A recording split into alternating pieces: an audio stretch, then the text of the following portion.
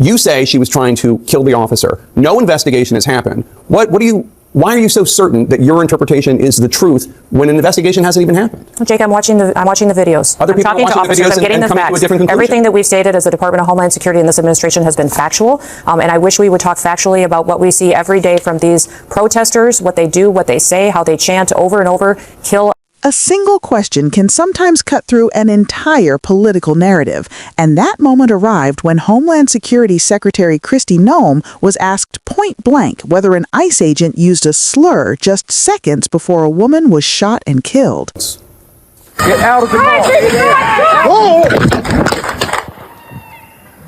Fucking bitch.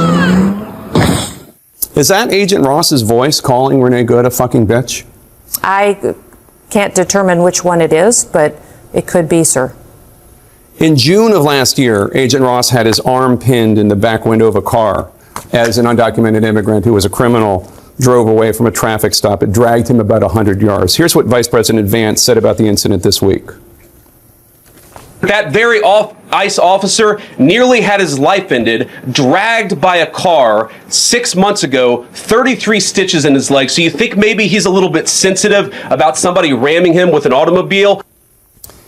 If this is relevant, first of all, it's horrible that that happened. If it's relevant, which the Vice President seems to think it is, do you think this understandably very traumatic event that this officer went through last June might have influenced, as the Vice President is suggesting happened, how he responded?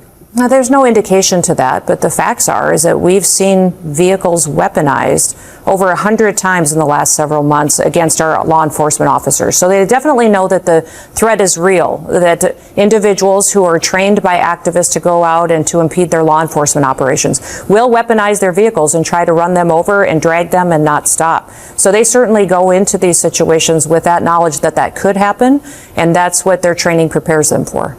What evidence are you looking at that so many other people around the country look at and they say, it looked to me, her tires were turned to the right, she was moving her car, and they see a woman trying to flee? You say she was trying to kill the officer. No investigation has happened. Why are you so certain that your interpretation is the truth when an investigation hasn't even happened? Well, Jake, I'm watching the videos. Other people are watching the videos and coming to a different conclusion. Everything that we've stated as the Department of Homeland Security in this administration has been factual, and I wish we would talk factually about what we see every day from these protesters, what they do, what they say, how they chant over and over, kill ICE, attack law enforcement, how they're trained to perpetuate violence against them and to stop the work that they do every day. Each of these law enforcement officers takes an oath to protect this country and uphold the law. They go out every day and enforce the laws of this country to keep people safe. So these individuals that are out there harassing them while they do that. The interviewer pushed back, noting that many viewers watching the same footage see something different. They see a woman attempting to flee with her car's tires turned away, not toward the officer. They question why the department appears so certain about its interpretation when the investigation has not yet concluded. Noem responded by saying the department's statements have been factual and based on video evidence.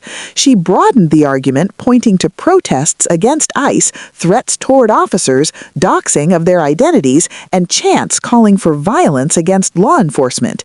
In her view, these conditions shape the environment in which officers operate and explain why the administration strongly supports ICE operations.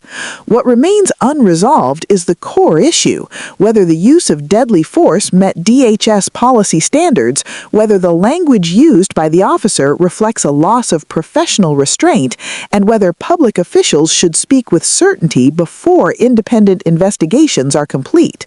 This case highlights a tension that surfaces repeatedly in American policing: how to balance officer safety with civilian accountability, how to ensure investigations are fair while public trust is already fragile, and how rhetoric from leaders can either clarify the truth or deepen suspicion. Subscribe now as this story continues to develop, because understanding these moments requires more than watching the video.